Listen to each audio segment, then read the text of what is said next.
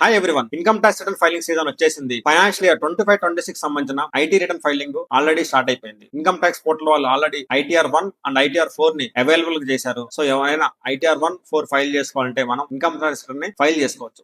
But మనం ముందే చూసుకోవాల్సిన విషయాలు ఏంటంటే మనకి ఏ ఐటీఆర్ అప్లికబుల్ చూసుకోవాలి. మనకున్న ఇన్ఫర్మేషన్ ప్రకారం ఏఐఎస్ లో కానీ, యాన్యువల్ ఇన్ఫర్మేషన్ స్టేట్మెంట్ లో కానీ, 26 ఏఎస్ లో కానీ మనకి శాలరీ ఇన్కమ్ ఉందా, బిజినెస్ ఇన్కమ్ ఉందా, షేర్స్ ఇన్కమ్ ఉందా అనేది ఇప్పుడు ఆన్లైన్ లో మొత్తం ట్రాకింగ్ అవుతుంది, అన్ని కనిపిస్తున్నాయి. అవి చూసుకొని మనకి ఐటీఆర్ 1 అప్లికబులా, ఐటీఆర్ 2 అప్లికబులా, ఐటీఆర్ 3 అప్లికబులా, ఐటీఆర్ 4 అప్లికబులా చెక్ చేసుకొని కరెక్ట్ ఐటీఆర్ మనం ఫైల్ చేయాలి.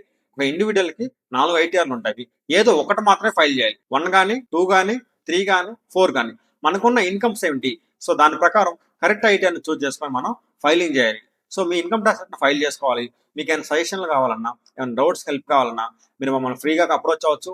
నేను మీకోసం డిస్ప్లేలో మన ఆఫీస్ నెంబర్ పెడతాను. మీరు ఎవరు ఇన్కమ్ ట్యాక్స్ ఫైలింగ్ చేసుకోవాలంటే మీరు మమ్మల్ని కన్సల్ట్ చేసి ఇన్కమ్ ట్యాక్స్ రిటర్న్ ని ఫైల్ చేసుకోవాలి. ఇలాంటి ఇంట్రెస్టింగ్ అండ్ ఇన్ఫర్మేటివ్ వీడియోస్ కోసం మన ఛానల్ ఫాలో అవ్వండి, సబ్స్క్రైబ్ చేయండి. ఇన్కమ్ ఎర్న్ చేస్తూ ఫైలింగ్ చేసుకోవాలనుకున్న మీ ఫ్రెండ్స్ అందరికీ వీడియోని షేర్ చేయండి. Thank you.